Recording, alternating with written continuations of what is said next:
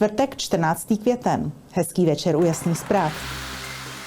Výtržnosti po derby Slavie se Spartou urychlili debatu o tvrdších pravidlech na českých stadionech. Politici napříč vládou i opozicí se shodují, že po vpádu fanoušků na hřiště a napadení hráčů musí přijít změny. Ministr pro sport Boris Šťastný z motoristů už kvůli tomu založil pracovní skupinu.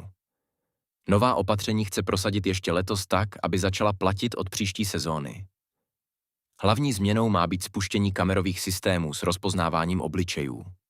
Kluby by díky nim mohly identifikovat problémové fanoušky nebo jim zabránit ve vstupu na stadion. Takový systém už mají instalovaný Sparta i Slavia, dosud ho ale nebylo možné používat kvůli výhradám Úřadu pro ochranu osobních údajů. Politici zároveň navrhují zákaz zahalování tváře na tribunách, tvrdší tresty za vniknutí na hřiště a také vznik centrální databáze problémových fanoušků pod Národní sportovní agenturou. Ve hře jsou i vstupenky na jméno a posílení pravomocí pořadatelských služeb. Ředitel Úřadu pro ochranu osobních údajů Jiří Kautský ale upozorňuje, že bez změny zákonů podobné systémy zavést nepůjde. Debata se rozhořela po sobotním derby v Edenu, které bylo po výtržnostech fanoušků přerušeno a následně kontumováno ve prospěch Sparty.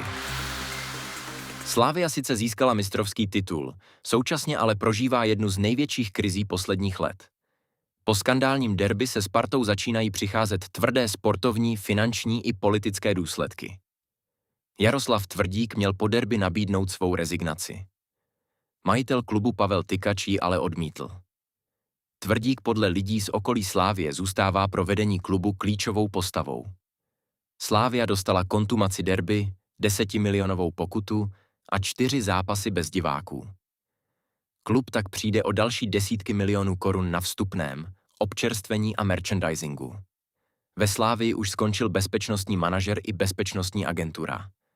Klub zároveň rozdává doživotní zákazy vstupu fanouškům, kteří se podíleli na výtržnostech.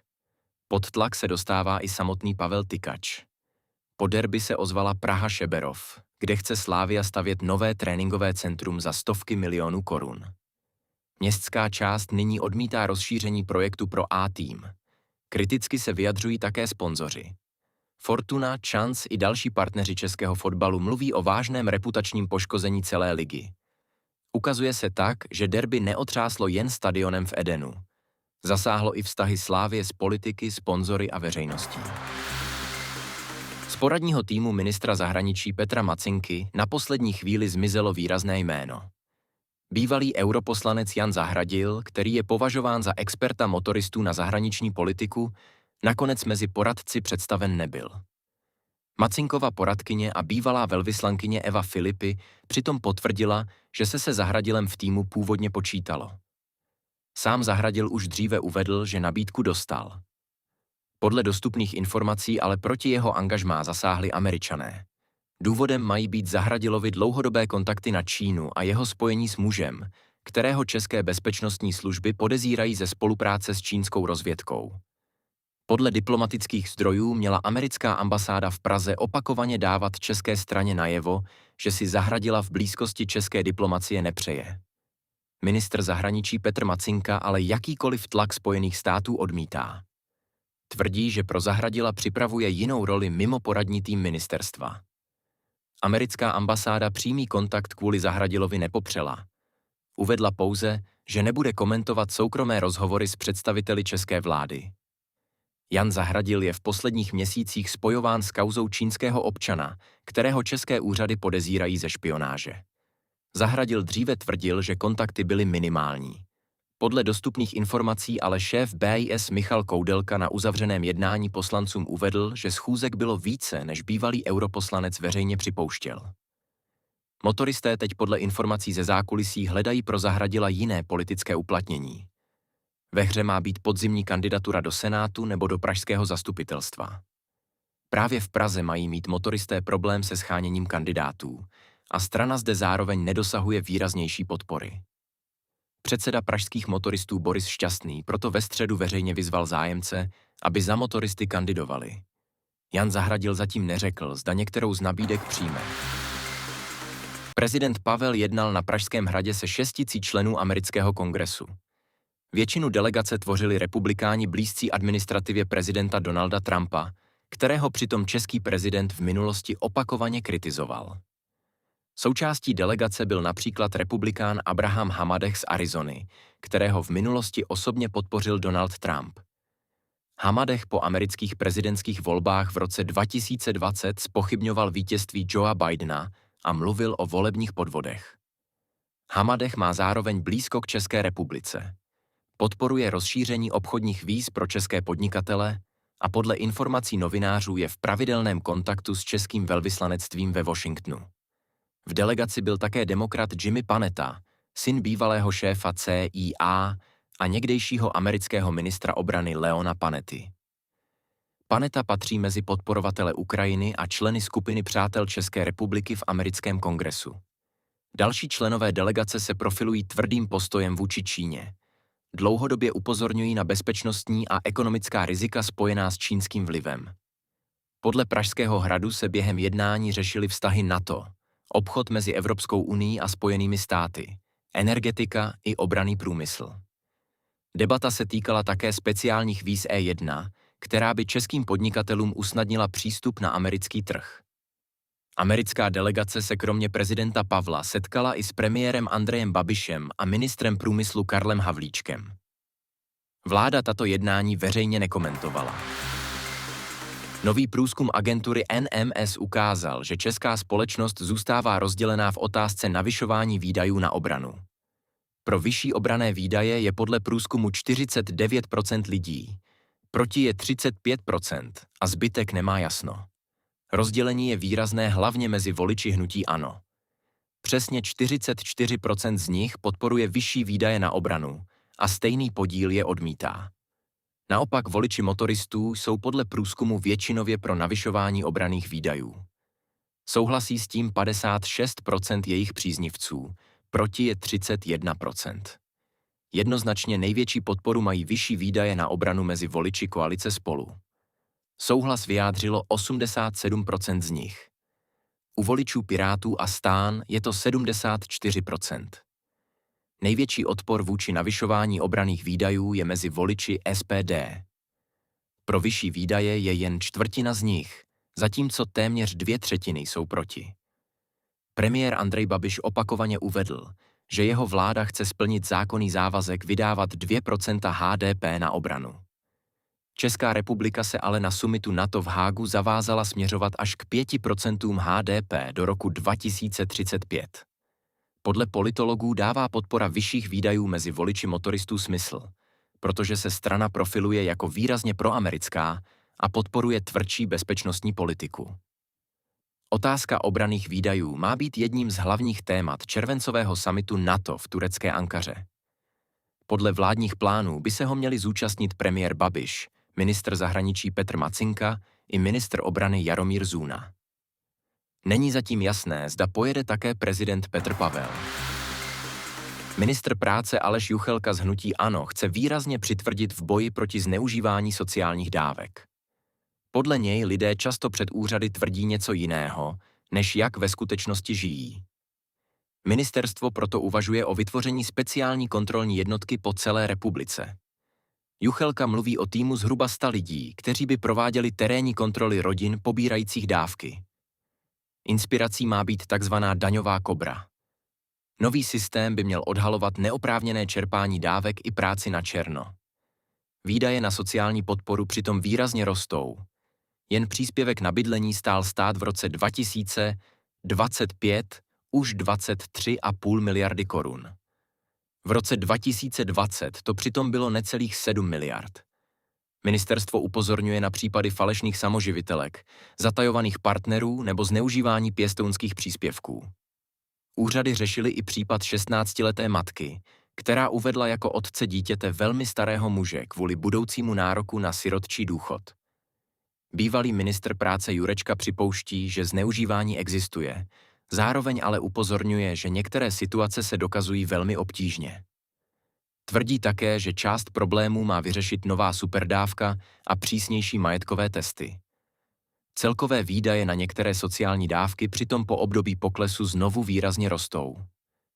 Podle ministerstva zatím stojí i ekonomické dopady pandemie, války na Ukrajině a drahých energií. Poslanci hnutí STAN navrhují změnu jednacího řádu sněmovny. Nově by mělo být výslovně zakázáno, aby poslanci během jednání pili alkohol nebo užívali jiné návykové látky. V návrhu stojí, že poslanec se nesmí jednání sněmovny účastnit pod vlivem alkoholu nebo drog. Podle jednoho z předkladatelů Jana Papajanovského je na některých poslancích vidět, že během jednání alkohol pijí, zejména při nočních schůzích.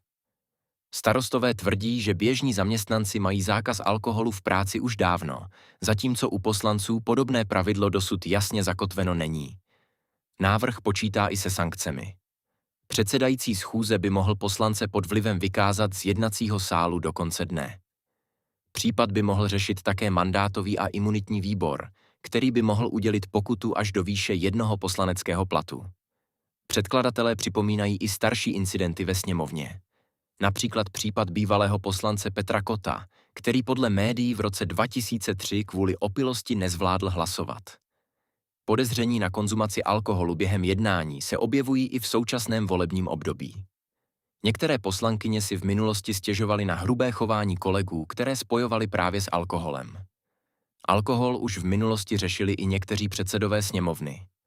Lubomír Zaorálek a Jan Hamáček například zakázali prodávat alkohol v restauracích poblíž jednacího sálu. Později byl ale zákaz zrušen.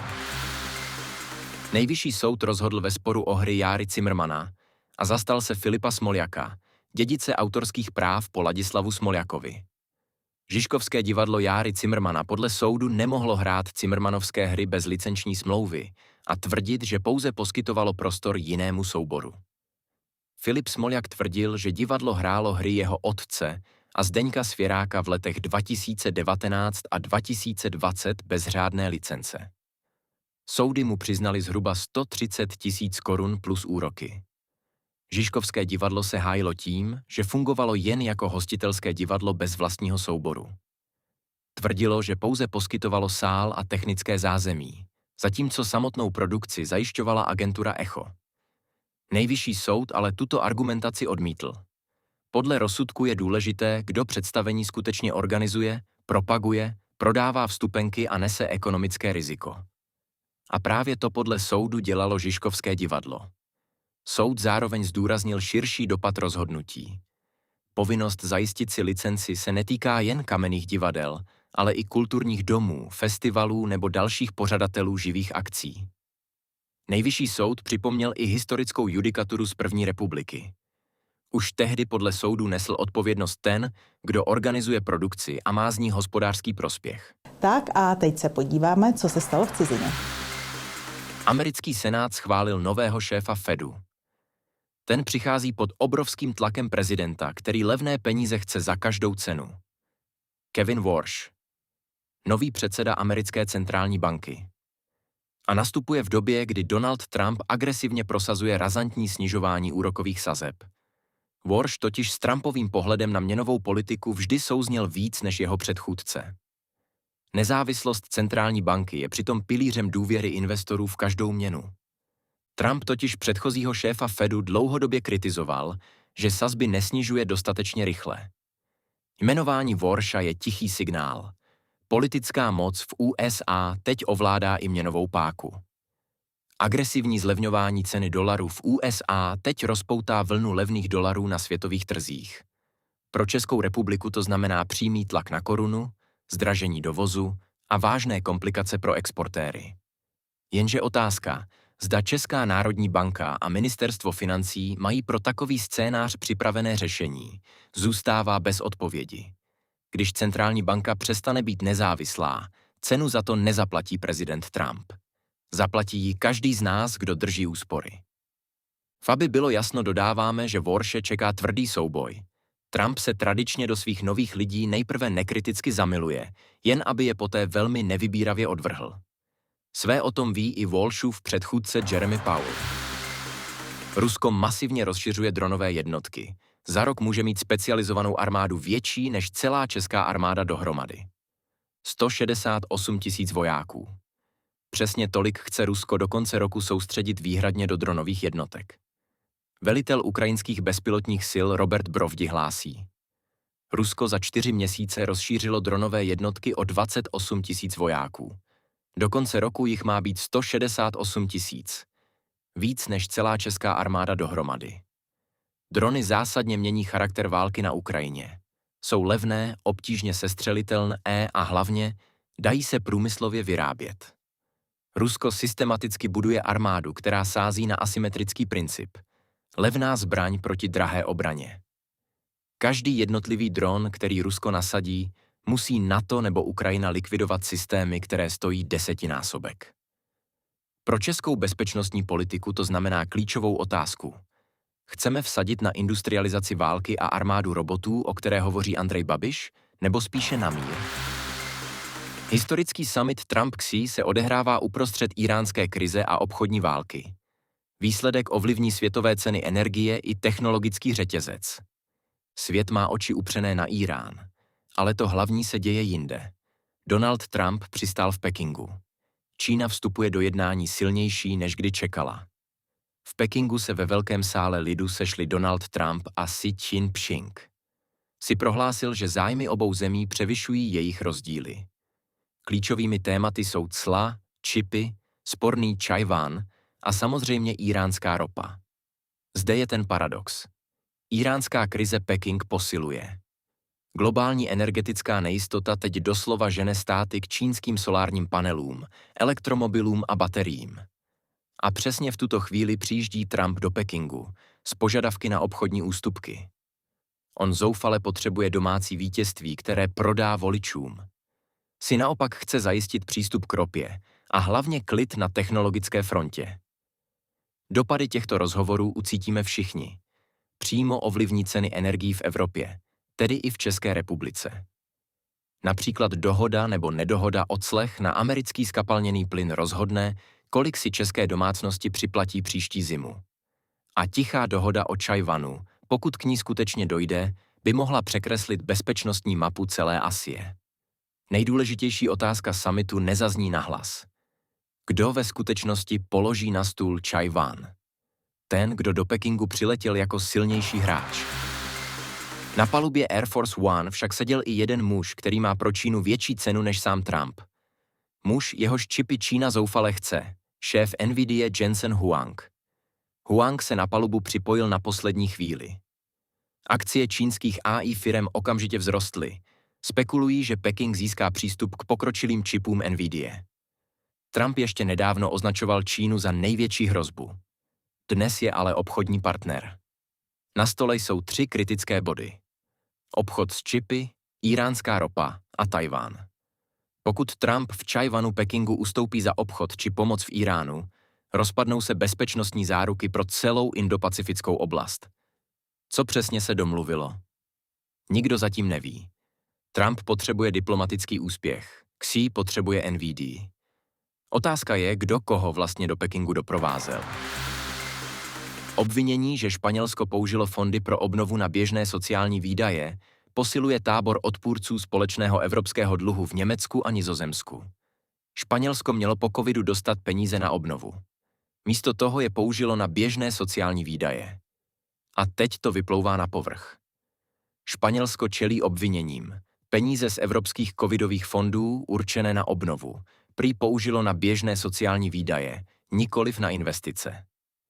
Německo a Nizozemsko, odpůrci společného dluhu, to hned využívají. Prošetřování probíhá, ale nic není potvrzeno. Fondy Next Generation EU vznikly jako mimořádný nástroj solidarity. Sever Evropy ručil za dluh jihu, ale za přísných podmínek. Pravidla byla jasná. Peníze na strukturální reformy a investice, ne na provoz. Potvrdí-li se obvinění, nejde o drobné pochybení. Je to porušení dohody, na níž celý program stojí. A jaký dopad? I pro Česko je to varování. Přísnější kontroly čerpání evropských fondů jsou teď reálnou hrozbou. Každá vláda, která z Bruselu bere peníze na běžný provoz místo investic, bude pod lupou. Tlak severních států na ukončení společného dluhového financování v EU se po této kauze nesmírně posílí. V aby bylo jasno, dodáváme, že nejlepší strategií pro každou rozumnou vládu je dotace vůbec nečerpat. Peking zavedl pravomoci trestat zahraniční firmy za přesun výroby z Číny. Nadnárodní korporace jsou chyceny mezi americkými, evropskými a čínskými požadavky. Čína teď trestá firmy, které se odváží přesunout výrobu mimo její území. Nový zákon z Pekingu mění pravidla globální hry. Peking totiž zavádí drastické pravomoci. Postihne každou nadnárodní korporaci za přesun výroby z Číny. Firmy tak stojí před brutálním dilematem. Splnit požadavky USA a EU, nebo riskovat odvetu Pekingu.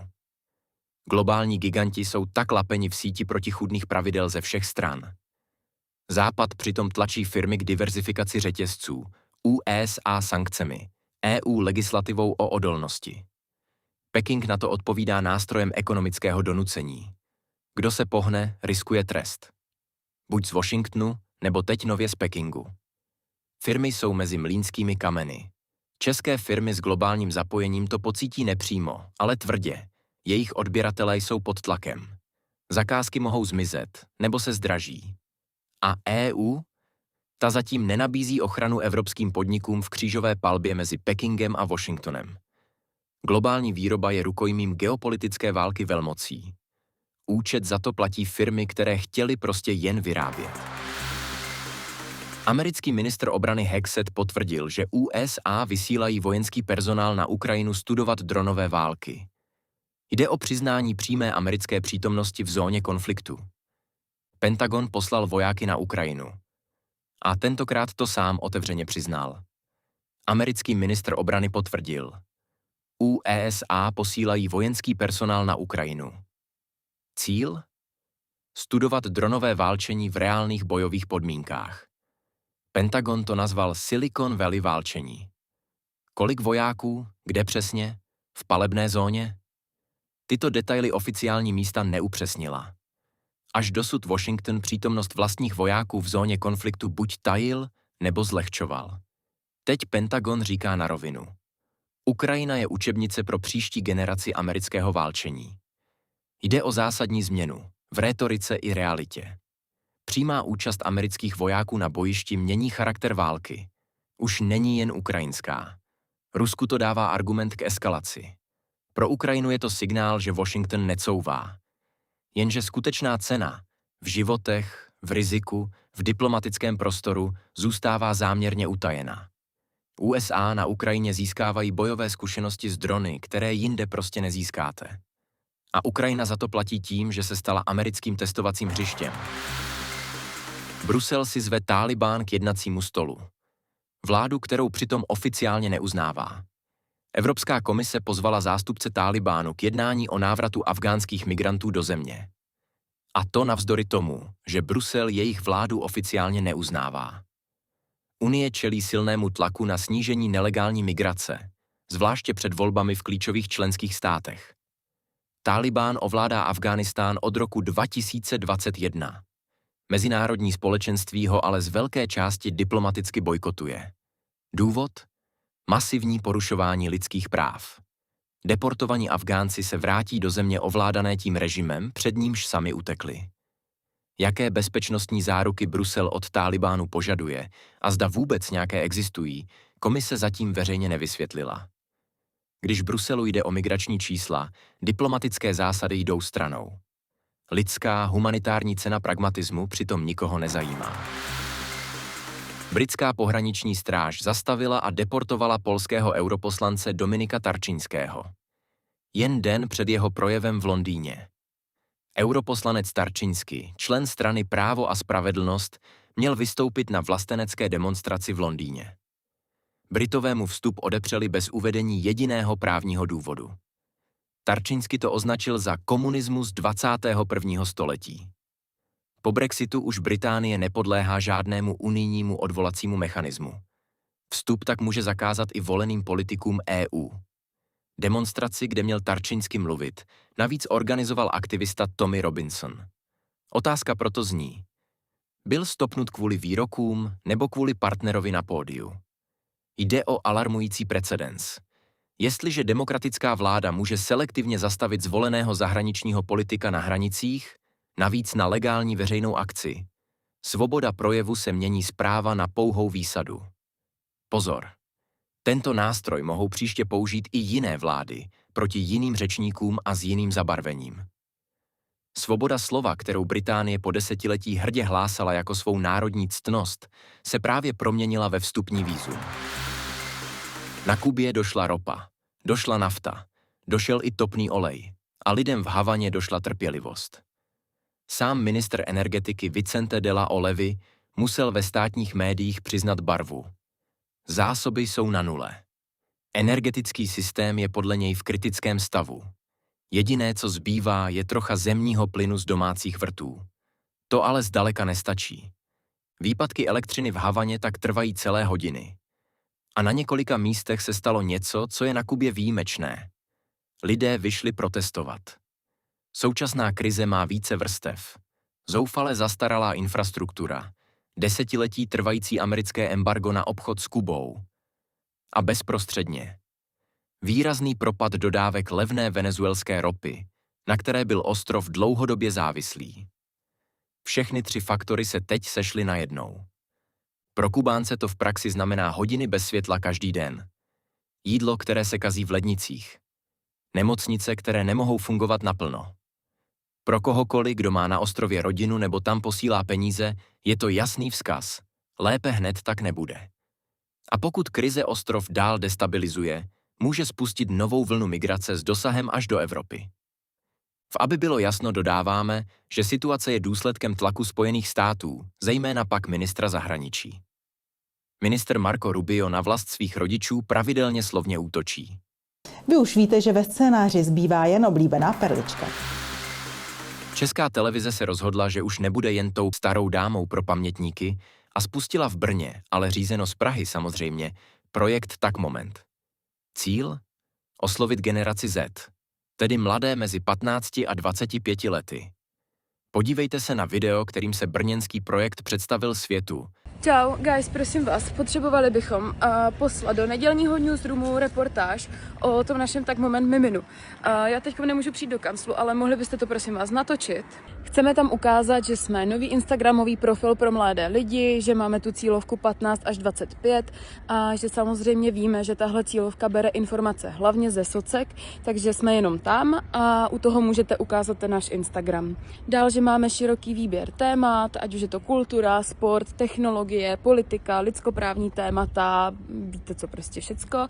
A zkuste tam nějak dostat, že děláme i memes, ať to nevypadá, že jsme nuďo, ale že se snažíme mixovat těžší témata s nějakou zábavou. Also autentičnost, kterou naše cílovka potřebuje, máme díky tomu, že jsme mladý tým, že reálně jsme ta cílovka, tak se natočte v kanclu a klidně tam, já nevím, můžeme přidat i fotky z těch našich sedánků. Ty jsi malé šlapla do hovna, to je super. Nějak tam nacpěte i to, že sedíme v Brně, náš cozy kancel v Kumstu, naše dekorace, příjemné coworking vibes, prostory okolo, jak tam jste na zahrádce o pauzičce a nezapomeňte si pls uklidit, hlavně ty flašky od mači, ať se tam prostě všude neválej. Zároveň kluci dneska točí v Telce v Líšni, tak ať pošlou nějaké záběry ze Studia 3 a kantýny. Co mi připomíná, že mám mega hlad a dala bych si tam oběd, nevadí. Anyway, prosím vás, pomožte ještě Marky, má dnes totiž první směnu na postování, tak na ní buďte milí, she's gonna be nervous. Grafici potom ještě musí upravit ten post o AI a Americe, vím, že už se to dělá po několikáté, ale chceme to mít vyňuňané a naše grafično to zvládne, protože je absolutně nejlepší a ten vizuál je banger. Ukažte tam i, že máme mega kvalitní techniku, že si na tom obsahu dáváme záležet, i pak v postprodukci a netočíme prostě jen videa na přední kameru. Hele, ale zase nedělejte tam všichni všechno, jo, ať redaktorská směna dává bacha na to, co se děje, což by the way tohle by bylo taky super tam ukázat v té reportáži, že prostě čerpáme z relevantních zdrojů, že všechno ověřujeme 3krát, ty kokos, a zároveň nezapomeňte tam říct, že neděláme reklamy. Tak dík, jste bubíci a nezapomeňte zalít i tu zdechající kytku, prosím. Čau guys, mega hlad. Vizuál je banger a máme to vyňuňaný. Promo video projektu je tak přeplněné anglicizmy a nucenou pohodou, že i průměrný 15letý divák má chuť okamžitě odinstalovat Instagram. Je to klasický syndrom strýčka, co si na rodinné oslavě nasadí kšiltovku dozadu a snaží se repovat o důchodu. Samotná cílovka se od toho distancuje. Například student Filip Šterzl to pod videem shrnul jasně. Nejsem moc nadšenej z toho, že tohle má být to, jak se moje generace prezentuje. Následná hádka pod příspěvkem je pak esencí internetových diskusí, které platí pro všechny generace. Argumenty typu "tak to dělej líp, když si tak chytrej" jsou v kontextu instituce placené z koncesionářských poplatků naprosto kouzelné. Je to jako říct někomu, komu v restauraci přinesou studenou polévku. Tak si běž uvařit vlastní, v tom spočívá ta svoboda. Aby bylo jasno, jsme zvědaví, jak bude pořad mezi mladými koncesionáři úspěšný. Čtvrteční jasné zprávy končí. Ale v 8 hodin se na vás těší Hana Lipovská se svým báječným svobodným trhem.